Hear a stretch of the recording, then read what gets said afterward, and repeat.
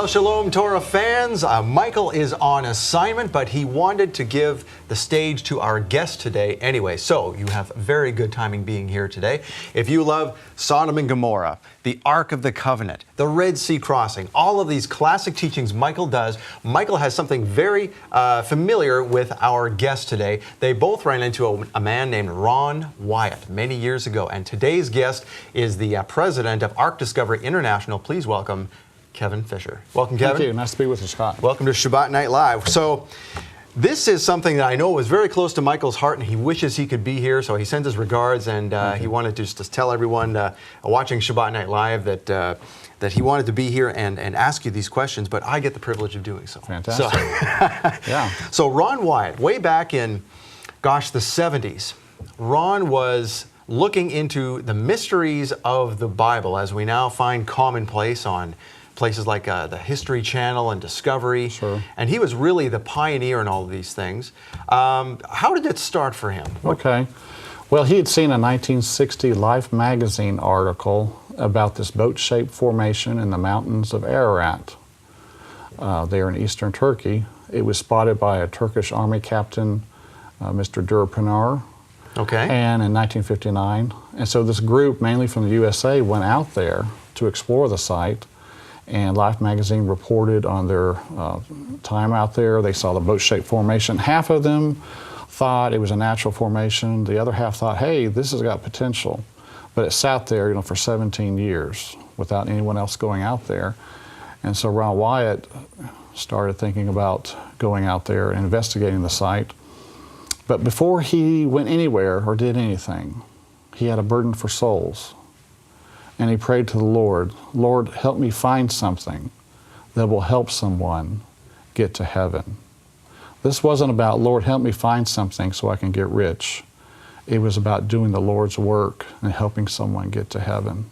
And that's the way everyone describes Ron Wyatt. That's right. Now, Ron Wyatt, if for those of our audience who don't know, he was an amateur archaeologist. He was not a professional archaeologist who worked for some big organization or anything like that. That's right. And the disciples were not professional theologians Good either. point. Mm-hmm. Okay, so God will use the humble to confuse the wise. And so God chose him. Ron went out there in 77. And he didn't know exactly where to look for this boat-shaped formation. He had 3 days in the area, because it's a 5.5-day trip out there, and then 5.5 days back, using his 2-week vacation from work. So, like most of us understand. And so he and his sons knelt down and prayed, Lord, help us find this. They had rented a taxi to drive them around.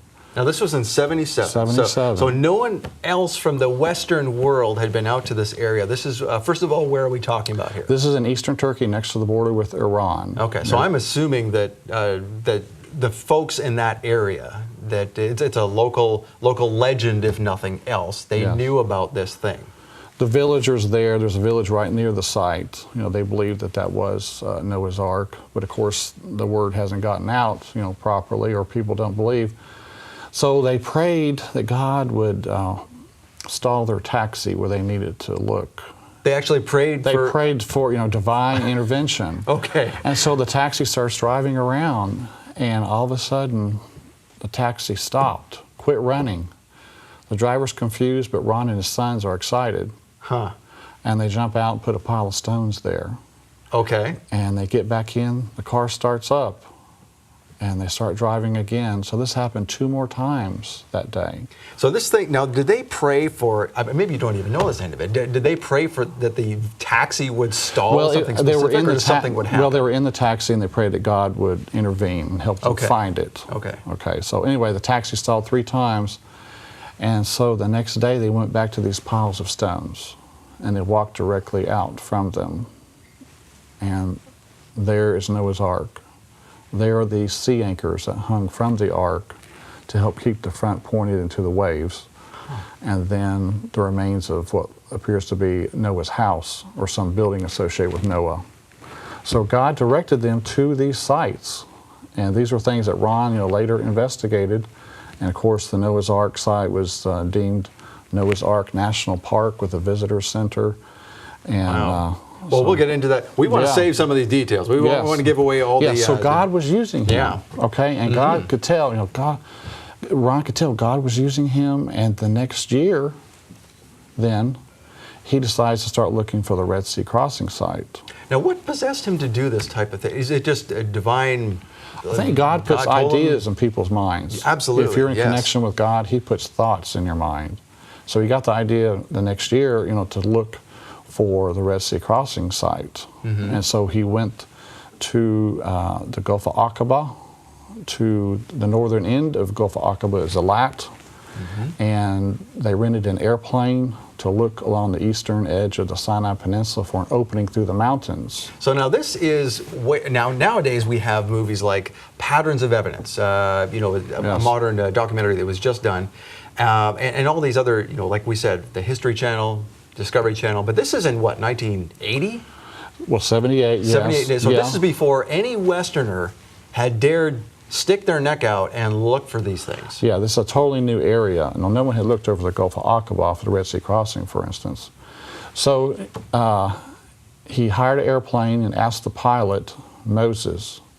Yes, Moses. Now, I love it. He said, Moses, is there a way for the children of Israel to go to these mountains here along the eastern edge of the Sinai Peninsula? And Moses said, yes, I know the spot. I'll bet Moses knows the spot. Yeah, he sure does. And so they went down to the beach at Nuweiba, a large, 5-mile long beach that juts out 3 miles into the Gulf. And he said, there's Wadi Watur that goes through the mountains and empties onto this beach. It's about a 30-mile drive through the mountains. We've been through there. Now, the Wadi Watur, a wadi essentially is a dry, deep cavern. Like a canyon, Yeah. And they snaked their way there to the Red Sea crossing site. So, and while he was there, he found this column marking the spot. A column? Like what kind of column? It was a pillar erected by Solomon, he found out later. Okay, and then the next time they went there, they found chariot wheels in the water. So on that second trip they made there, with the first dive, they found the chariot wheels. He had to leave. He was going back to Jerusalem to fly out. And it's at that point then that God performed a miracle. He raised Ron's arm in the Garden Tomb grounds, and Ron said, there's Jeremiah's grotto, and the Ark of the Covenant is in there. So wait a second. Yeah, he's being led from one adventure to another. This is like real-life Indiana Jones here. Right. And so he conducted the dig later and did find the Ark of the Covenant. But let's take a look at this. From 77 to 78, he found out the location of Noah's Ark. He found the Red Sea crossing spot. That then told him for sure Mount Sinai is over in Saudi Arabia, and God raised his arm and put the words out of his mouth. There's Jeremiah's grotto, and the Ark of the Covenant is in there. He said that in 78.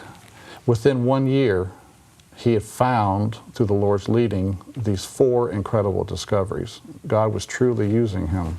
That is unreal. So obviously now, because people have been searching for these things from, for centuries, for thousands of years. There's always the legend of the chalice that Christ used at the Last Supper. All of these type of things. Where's a piece of the cross? Everybody's always looking for relics. Yes. But Ron was not looking for relics' sake, was he? No, he was wanting to do the Lord's work, and the Lord had a plan for these things to come out. These discoveries, they all deal with judgment in the past. Okay, at the flood, God judged man, had to destroy the wicked, but he saved his faithful. Sodom and Gomorrah, he judged the wicked, destroyed them.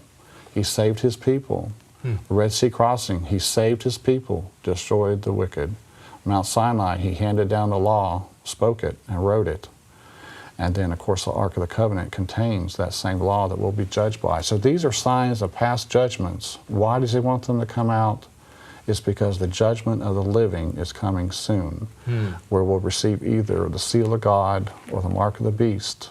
So God has a plan. These are all going to be shown to mankind before God judges everyone. And on the opposite side of that judgment is obviously deliverance, which also happened in each one of those Bible stories. He saved his people through these judgments. It's no wonder that people look at Ron Wyatt's discoveries and say, well, how could one man find all of these in a span of a year or so? Right, and it's sad to even hear Christians saying that. You know, there's a lot of people out there that think God is no longer involved in miracles. That's a thing of the past. He's not doing major miracles anymore. But in this case, you see miracle after miracle where God used Ron and assisted him. And so it's very exciting. So now you had run into Ron. Now Ron did this in 1978, 79, and he also ventured into Arabia and was arrested. We'll get into all that later. Yeah. But you ran into him in about, what was it, 1984? 1984, he Okay. had been released from the Saudi Arabian prison where he and his sons had crossed over by foot to And go they to were- Mount Sinai. Right. Now they were looking for Mount Sinai in Arabia and basically got caught. What are you doing here? And they accused him of espionage, being right? an Israeli spy, Yeah. which is totally false, you know. But so he had been released from prison. He's been in prison 76 days. And of course, he made the national news. And he had a presentation at a church in Nashville, Tennessee. And that's where I met him. I really felt impressed. These things were real. And so I started following his work for years, reading his newsletters, going to presentations, calling him on the phone. But sadly in '99 he passed away. But the discoveries, since they're real, they continue on. And people are learning more and more that they really are authentic. So when you first met him in 84, did you have a chance to talk to him? Did you have any idea that you wanted to promote his work at that point? Or were you just sort of a curious onlooker and just a participant in his talks? Well, that was my first taste of it, but I really felt impressed that they were real. And I did talk to him a little bit, but just kept following it, kept going to presentations. And the more I got into it, the more I saw that this is real. You know, this isn't something made up. And when something's as exciting, as big as this, you know God is involved. And that's been the case. Indeed. So when you met him in 84, and then did you worked, or you got his newsletter and everything until he died. Did you ever work with him before he passed away? No, not directly, no. But I did, like I say, call him on the phone, ask him questions, talk to other direct supporters, see what was going on and so forth. But after he died, in 2000, I started my website, arkdiscovery.com. And so I started promoting the discoveries and then going over to the sites. And one thing after another, it was just as he said. I found man-made metal on Noah's Ark, finding the brimstone in Sodom and Gomorrah, and cremated bone. So these things are real. Now you had in '84. You went to see him, and as you mentioned now, it's led to a lifelong passion, and it has led to some. Well, you said you're retired now, and you do arkdiscovery.com as a more than you don't want to call it a hobby. It's a part-time job. It's a passion, yes. It's a passion. Yeah, that's even better. Yeah. And you got, just like any of us, you've got 2 grown kids. Yes. And a wife. So, and you're doing all these travelings. So let's go back to way back when this all started. What even possessed you to go see Ron Wyatt in 1984? What was the fascination? Well, I heard about the presentation taking place, and Noah's Ark, what, And, Had you been an archaeology buff as a kid? No, it just, got my interest. Okay. And, these are major things. This isn't a little piece of pottery found in some, normal dig someplace. These are huge discoveries that threaten the forces of darkness. And we've seen over the years how Satan has tried to discredit Ron, tried to discredit the discoveries. But when you're working with God's things, you have to expect these false accusations to come up. So you go to this presentation in '84. How old are you then? I was 24. 24 years old. So you're just a young guy. Yeah, those straight are the out of days. college. Yeah. Okay, starting a career, and you hear of this thing. So along the years, did it ever occur to you, well, gosh, maybe I should be helping Ron? Did you want to help him before he passed away? Well, it took time and money, and I didn't have either. So time ran out, when Ron passed away. It was sad. But then I started going to the sites. A tour group opened up in 2000, first time going to Noah's Ark in like 8 or 10 years. And so I've been back there several times since. But It's all incredible, and it's all real, Scott. Wow, that Yeah. is just unreal. So now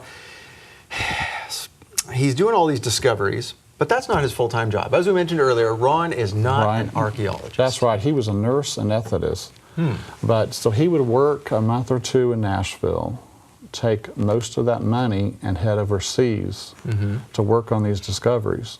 Back and forth for 22 years doing this. Wow. And he spent approximately $1 million working on the discoveries and 120 to 130 trips overseas. If you can imagine going overseas 120, 130 times, that right there wears you out. That is a worn-out passport, if nothing else. Yeah, living out of a suitcase, you know, for half of your life, half of the... Goodness, what did his wife think of all this? Did you ever talk about that?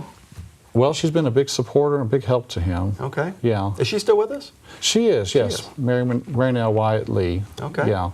So, but Ron totally devoted to this, you know, putting his time in it, putting his money in it.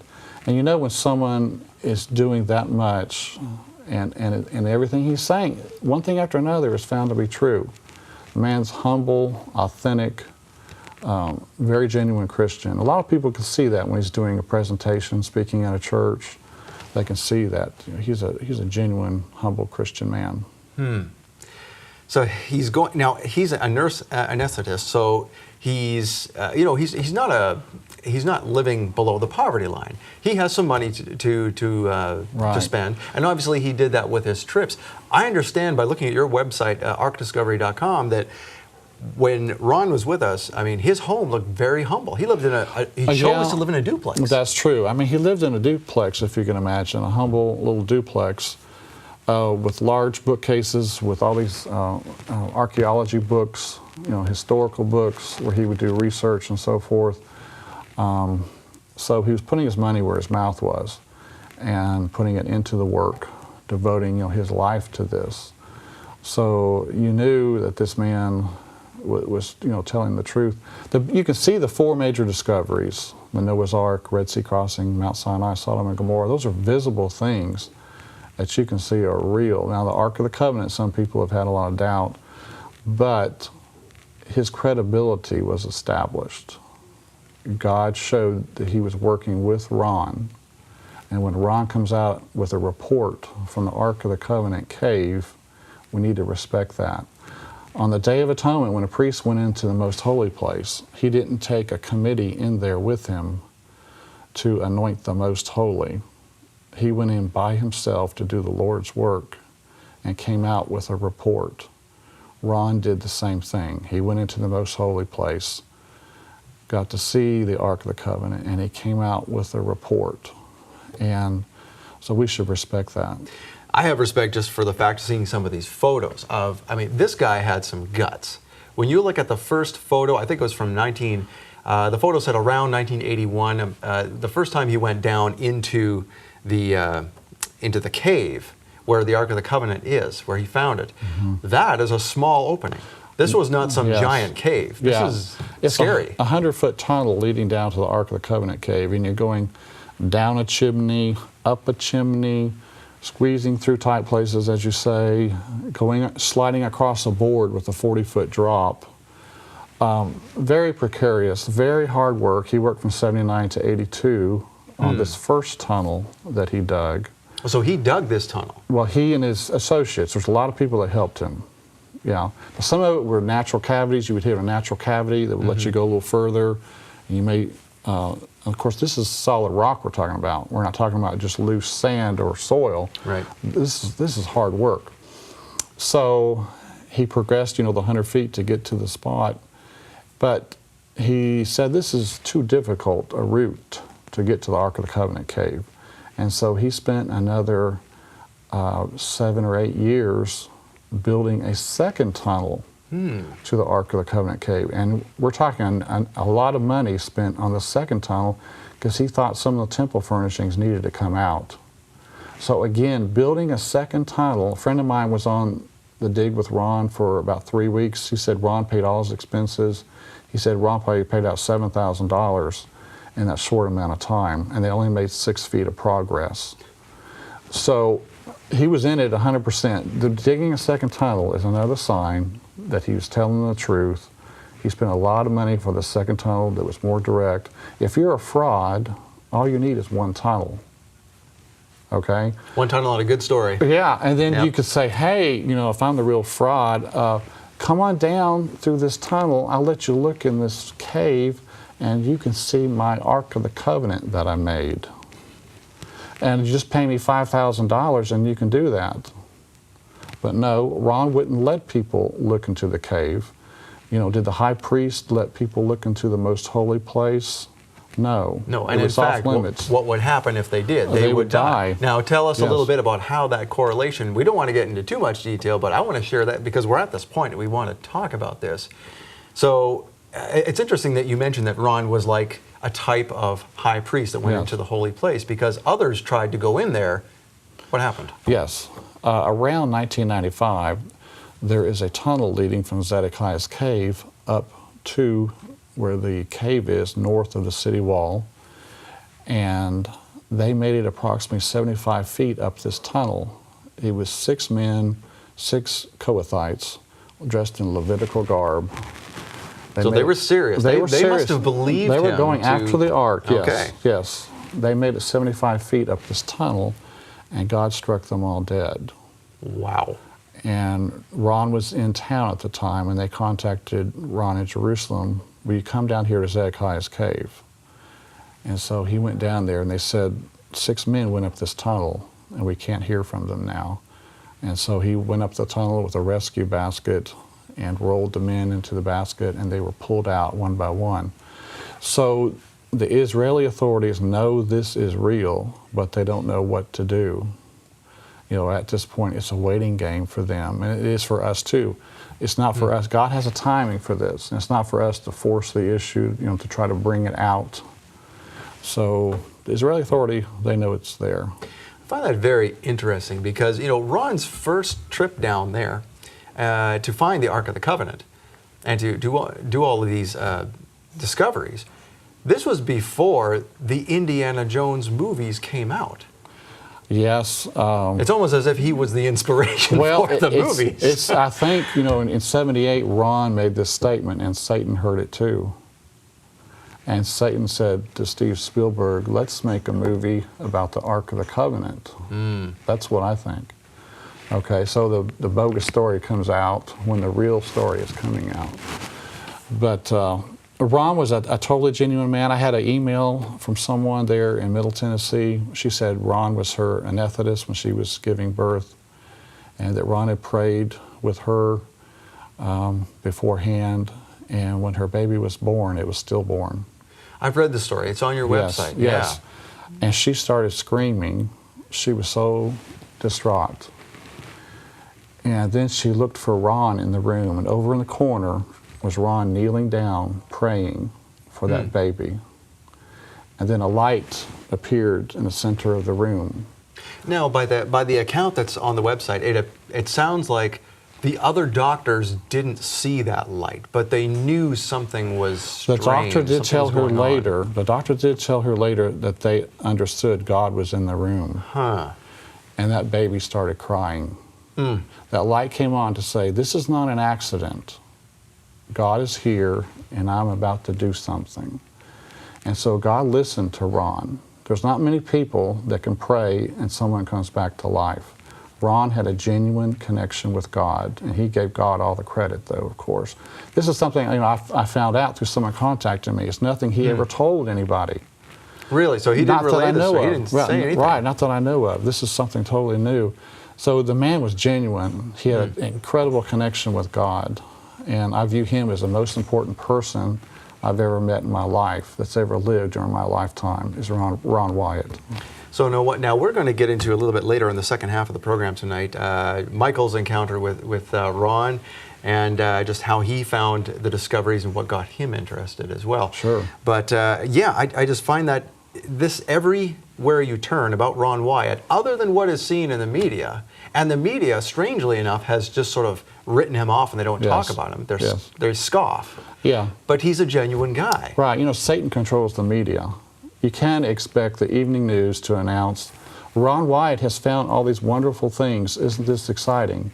They're never going to say that. No, there's two obscure stories from CNN and CBS Morning News or something like that from back in the 80s and early 90s, and I can just imagine the guests on the show smirking as they're listening to this, going, "Yeah, okay. Well, coming up next, you know." Yeah, and even the majority of archaeologists, a majority of them don't even believe the Exodus from Egypt ever happened, and yet we're to look to them as being the authority on whether these things are real or not.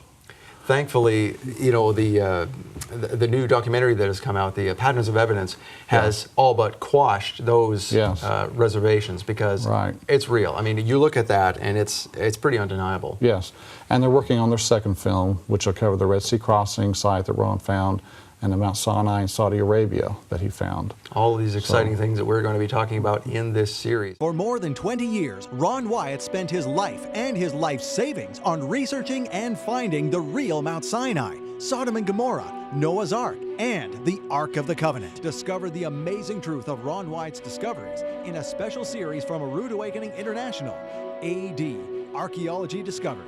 Special guest Kevin Fisher walks you through every discovery in detail, including his personal verification that the sites Ron Wyatt found are real.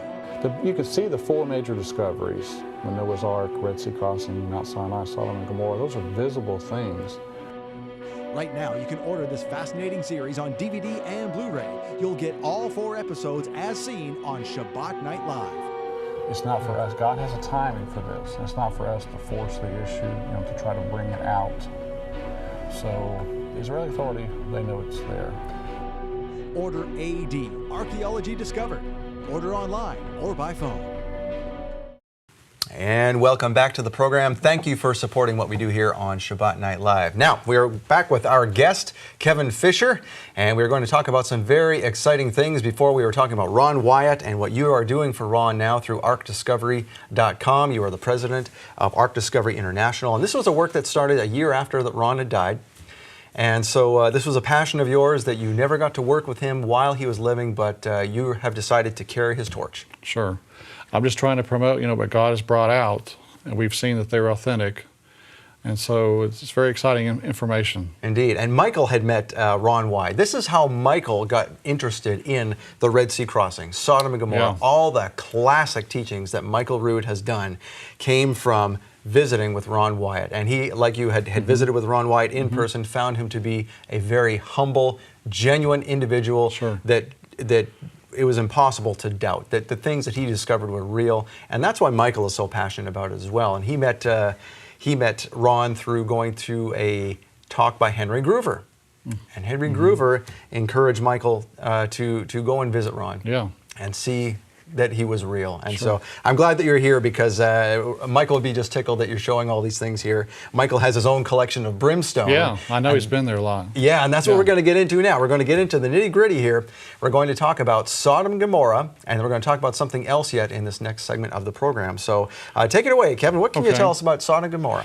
Well, first of all, a lot of people think all the cities are under the south end of the Dead Sea, that you cannot see them. Okay. But we're told by Josephus, the traces or shadows of the 5 cities are still to be seen. This was in the 1st century, and the water level has not risen since that time. We should be able to see them also. And so when Ron Wyatt in 1989 was driving along the Dead Sea, the one road along the Dead Sea there that goes through Israel, he saw these light color formations. In the background, you can see Masada in this image. See Masada is much darker. In the foreground, you see the soil is much darker. But in the middle bottom there, going horizontally, you see the ashen remains of Gomorrah. So that's right on this. I mean, we can see it in this photograph. Yes, They didn't disappear, as some people say, into the sea. And these are ashen formations. These are not just natural sedimentary rock and so forth. And so this is an image up to the north. This is of Admah near Jericho. Okay. And again, you see the light color ash. It's very distinct, isn't it? Yes, it stands out. Right. And then it is a soft material compared to what you would see normally in some type of soil. And then here is inside one of the cities. This is probably in Gomorrah. In the distance, you can see some right angles, a sign of, again, man-made construction. Now, I lived in a province in Canada called Alberta for some time when I was younger, and there was an area there called Drumheller, and it had rock formations called hoodoos, is what they called them there. Okay. And it was where they found a lot of dinosaur bones from erosion and things like that. And people might argue that, well, those are just hoodoos, or those are like what we see in Arizona, but at closer inspection, that is not what we're seeing here. Even I can see that. Yeah, it's a combination of burned limestone and brimstone or sulfur is what it is. The ash has been analyzed and so forth. And here's a nice image here of a nice 90-degree angle with a straight edge. Again, sign of some type of man-made construction in the ashes there. Right, because even though we see, like we talked about Arizona, where you have these rock formations that have been dug out by wind erosion years and years, they're usually rounded things. They're not going to be square. Like you have arcs and things of that nature, but nothing like this. Yes, these stand out. And then here's an image I shot of, it looks like an arched entrance into the remains there. You have to be very careful when inspecting these sites. I've seen a lot of people. Last time I was there, I saw more and more evidence. I was back there in November. More and more evidence that people are inspecting these sites. People were stopping and getting out when we were there to inspect them. But there was a tour group that went out there and they found a hole on top of the remains here, and the people started gathering around it, and it fell through. Ooh. And 5 people died. Really? It's hard to breathe in ash. And so you have to be very careful trying to go into the remains. So now there's another risk of this whole discovery here, that although we are finding more information about this area, I mean, if there are deaths happening there, it could be quite plausible that the Israeli government could say, that's enough, we're closing this off. Yes, they could at some point, but the tour groups are not going out there anymore. Of course, the tour leaders don't want to be held accountable for something happening. Oh, so this like did that. not happen most recently in November? Not recently, no. Okay. But sometime in the past. So you have to be careful when going out there. So here's another image we could see along one of the streets. In the distance, you can see some beautiful 90-degree angles jutting out from the formations. That definitely looks like a building of some type. Yes, right. More evidence of man-made construction. And then here's a little closer shot of it. Really impressive, jutting out. So now the walls are there, but now we see a lot of sediment around the walls and water erosion over the years. What is all that sediment there? That's more of the ash that's just run down, the loose part of it that has worked its way down. There is some rain out here, not a whole lot. It does get a lot of wind erosion, as you spoke of, in this area. So most of the cities, they're in poor condition, but they're 3,500 years old. Very old remains, and it's rather soft material, so you can't expect them, to look perfect at this point. Now, Paul knew about these. He knew about these cities. He spoke of them. Now, is there any evidence to suggest, or do you know that people have always known that these cities are there, and it's just in recent times that we've dismissed it? Well, Josephus did say that he saw the brimstone. Josephus said he saw Lot's wife's pillar. And then he said traces or shadows of the cities are still to be seen. So it was documented in the first century, that they were there. And Paul does say that they're a sign or example unto us, unto the ends of the world. And that example there is a visible example. And that's what we're seeing here, are signs of God's past judgment that we need to heed. Because this is going to happen again in the future when the lake of fire and brimstone, it falls down. So. And then here's another shot of some of the remains. Again, 90-degree angles coming out from the formations. And then here's a shot. This is like a 90-degree turn here. It's basically a square structure sticking out from the ash. It continues around the other side. So you have multiple 90-degree angles on this building. Are there any assumptions as to what some of these things may have been? I know that Michael in his series on Sodom and Gomorrah mentions one area that looks like it would have been a temple.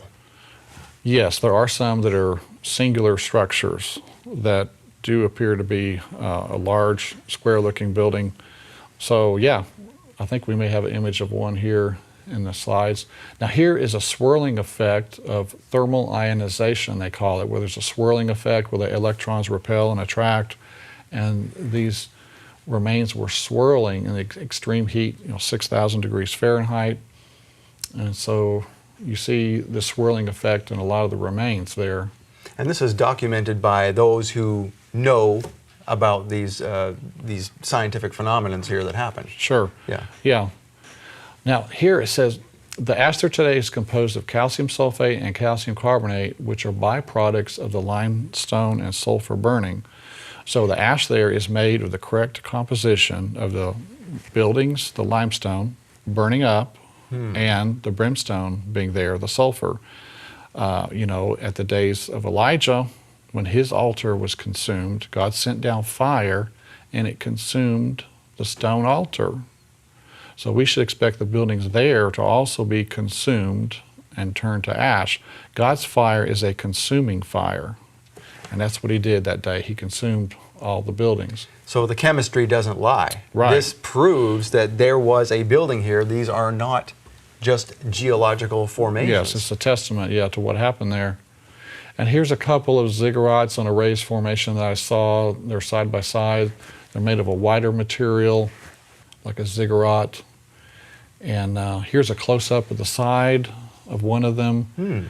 It looks like it's almost running down the ash there.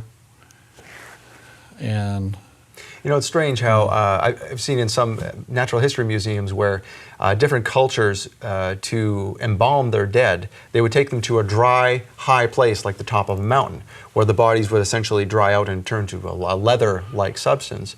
And that's kind of what we have here, is it's preservation through a very dry climate. So that God has preserved this as a warning, like you had said, so that no one can argue that these are the sites. Yes, they are well enough preserved where we can see the formation, we can see the brimstone, and we'll see later here an image of cremated bone. So people were consumed in these ashes. Say on. So in Genesis 19:24, then the Lord rained brimstone and fire on Sodom and Gomorrah from the Lord out of the heavens. So we should expect to see brimstone there. And on the side of that former formation that we saw just a minute ago, I saw some brimstone embedded in the side of it there. It was in a hardened shell. This brimstone, when it burns, the outer part of it turns to a liquid, and when it cools down, it has a hardened shell. And so in this graphic here, I'm using a knife to open it up, and inside you can see the unconsumed sulfur inside of it. Okay. Yeah. And then here is an image of something that appears to have melted. It's pooled down in the bottom, and the upper part of it here has got holes in it, like it's bubbling, extreme heat. I thought this was very interesting here. Yeah, it looks like almost like a lava rock. Yes, right. And then here is an image of, this could have been a temple. On the left, it's in the graphic behind us here, but on the left we see some type of singular ziggurat, and on the right we see a tower. This is a popular location. There's actually dinner parties that happen right out here. It's like the locals recognize, this formation is unique. And yeah, I've been there twice, and they were holding nighttime parties there with elaborate lights set up and a sound stage. And so come have a party in hell. A party, right, with all these people, poor people died. So now obviously this struck you as something significant because you went to the expense of putting it on canvas. So what else holds special significance for this site, or is it just an interesting? Well, it's very unique. Looks like a man-made structure here. You have the ziggurat and you have the tower. So this is a very impressive picture right here. A lot of people get this photo. But here is a picture again of the ziggurat standing all alone there. And then next, this is very impressive. These are windows. You see a square windows going horizontally across here. Very striking to see this in the sides of the formations. Even if someone could argue that these are not walls, what in the world are square holes doing in the side of them? Right, these are all squares, every one of them there going across horizontally And here's a little closer shot. Wow. Yeah, it's stunning to see this. You don't see that, in nature, something like this. Very impressive. And this, again, this is in ash. And even afterward, why would people come to this site and carve things on the side? Yeah, That doesn't make sense either. And this is high up. This is not down low. This is up high. It's hard to get to. Now, on the edge of most of the cities were a sphinx shape. And here we see a sphinx at the edge of Gomorrah. Perhaps it was designed to protect the city, but it did a poor job that day, I think. Now, if you saw that at just one location, you might say, well, like Golgotha, the place of the skull where Christ was crucified, there is a natural rock formation there that looks like a face. One could argue this, but there's similar sphinxes at each one of the cities. Yeah, I've heard that they're in each of the cities, yes. Now here's another. I'm standing by it here to get a size perspective, and you can see the nice sphinx design to it. Of course, after 3,500 years, it has eroded away, but you can still see some type of design here. So, and next, our friend Jason was climbing up the remains, trying to get to a large chunk of brimstone in the side of the remains. When you see a large chunk, it's nice to try to go after it. And he was able to climb up there and retrieve this large piece of brimstone. And what he's walking in there, you could see it was not sand, it was ash. Yes. Something had burned there. Loose material, right. And then here's another image of the brimstone that I found. It has like a burned ring around it. In the center of the cluster there on the center right is some unconsumed sulfur. Okay. So again, the burn ring, and inside you have the sulfur. Now we have a box here in front of us that we'll be going through at some point, I'm assuming. Yes. And we'll be able to show you at home what we are looking at here, because all of these things that Kevin is talking about, we're going to see up close and personal. Yes. So stay tuned for that. It's coming up. Yeah. And so here is a piece of brimstone inside a hardened shell. Again, when the brimstone's on fire, the outside of it is liquid. When it cools down, it turns into hardened crystals. And that's what we have there, are some hardened crystals around that. Now, how hard is it to open? You had your knife in there. It's very, very stiff. It's very hardened. And so here's a piece without the hardened shell on the outside of it. There was some underneath it, but that's another piece of brimstone. Now, that's the piece that is very pure sulfur that is found nowhere else on Earth, correct? That's right. This sulfur is 95% pure sulfur. It's the monoclinic form of sulfur. Most sulfur you find naturally is the rhombic type, that it's a more yellow color, but it's only 50% sulfur. So there's a big difference. So God rained down a unique type of sulfur to do this work. And so he left behind a marker for us to see that, these sites are real. So in one of our trips here, there's this large cluster here on this large rock over here, or actually a piece of ash, and I'll show you a close-up of it. Here's the top of it. Now, what we're seeing on top of this, all of this on top of it are the hardened crystals.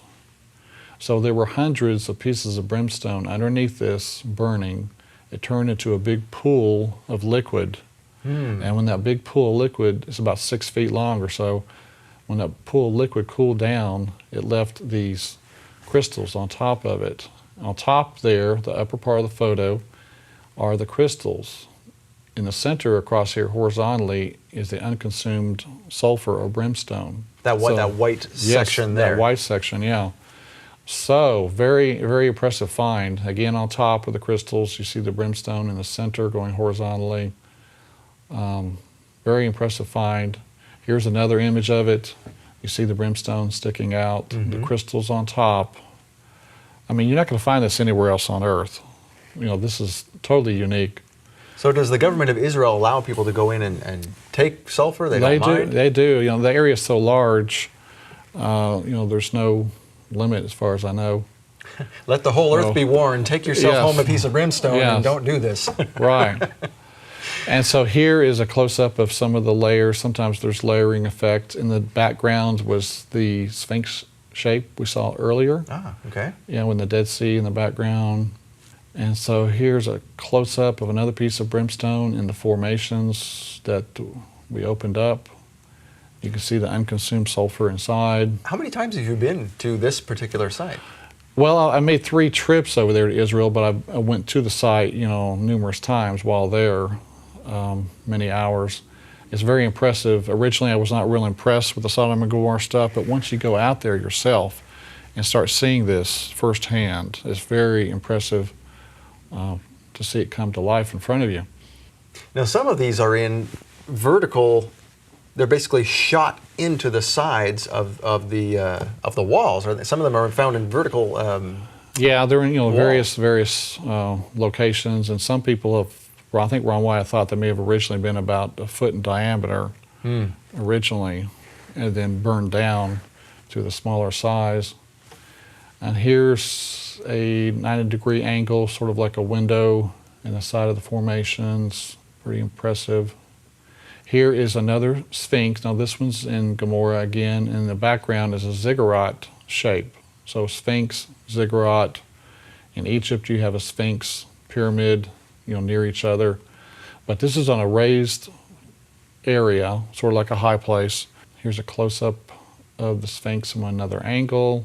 Oh, there you can see it. You can see the shape. Yes. It's definitely something man-made there. Right, and this is again an elevated area for worship. There it is again, and the background is Masada. And this is about 40 feet long. This is a large Sphinx shape here. Very impressive. And then near it, we saw in the distance, was this ziggurat.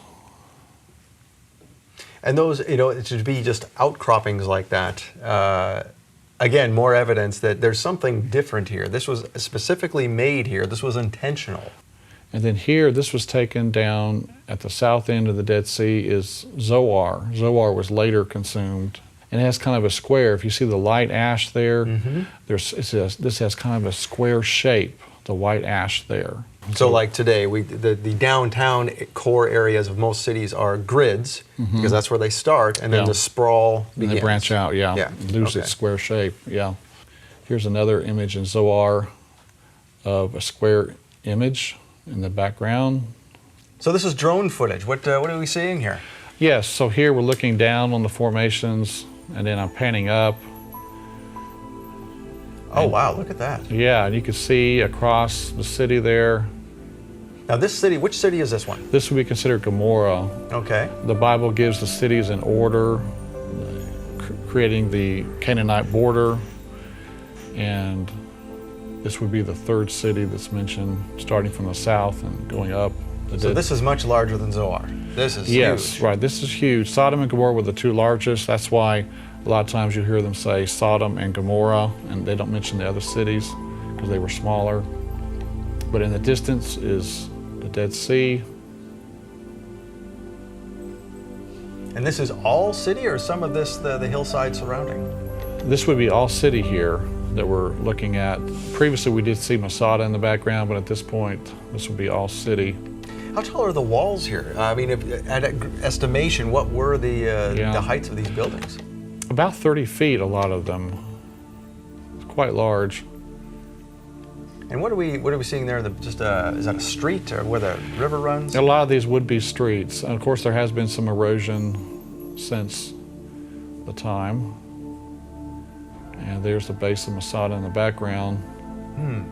Now, some of these, like on the right-hand side there, you can see that one little area on the second level, as it were. Yes. That is very right angled. Right, that right. looks And far definitely- right here, yes, Yeah, you can't deny that was something man-made. Yes. And what are we seeing here as we zoom in over this area? These are more of the remains here. You can see, again, the flat wall on the right here, right center. It's almost buried. And that's all that's all the crystallization on top and brimstone underneath, I would assume. Some of it would be. Most of this is just loose ash. Okay. Yeah. But again, ash, not dirt. Right, right. This did happen here. Yes. So why do you think it is that archaeologists still dispute that these are the cities, and they claim that they were swallowed up into the Dead Sea? I don't understand. I mean, the evidence here is so clear. It's very interesting.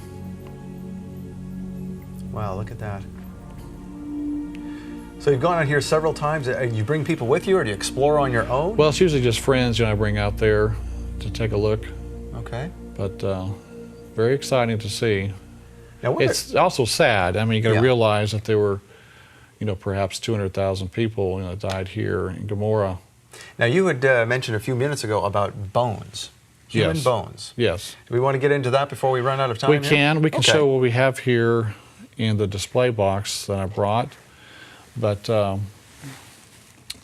in the top left, you can see the naturally occurring rhombic sulfur. And that's found elsewhere in the And world. elsewhere, yes, it's just Okay. 50% sulfur. On the left side, we see 2 pieces of brimstone, one in the hardened shell, the other one in the bottom left is out of the shell. And then in the top center, we see something that looks melted, a melted substance. In the bottom center, we can see cremated bone. Dr. Leonard Moeller, in his book, The Exodus Case, he has an image of a pelvic bone and vertebrae that he found out there. This is the same Leonard Moeller who was on Michael Rood's Yes. Red Sea crossing. That's he was the right. captain of the boat, as it were. Yes. And then on the right side here, we have some of the consumed brimstone where it turned into a liquid. And when it cooled down, it crystallized. So these are crystals here on the right side. And that's what we saw in that 6-foot pool that Yes. you were showing earlier. Right, the crystals. That That's is right. just eerie, especially the bone. Yes. That makes it, why would there be people's bones out there? Why would they be cremated? What's with the ash all around the Yes, area? sir. It all adds up, doesn't it? It does. It's just too obvious. Well, this has been fascinating, Kevin. Thank you very much.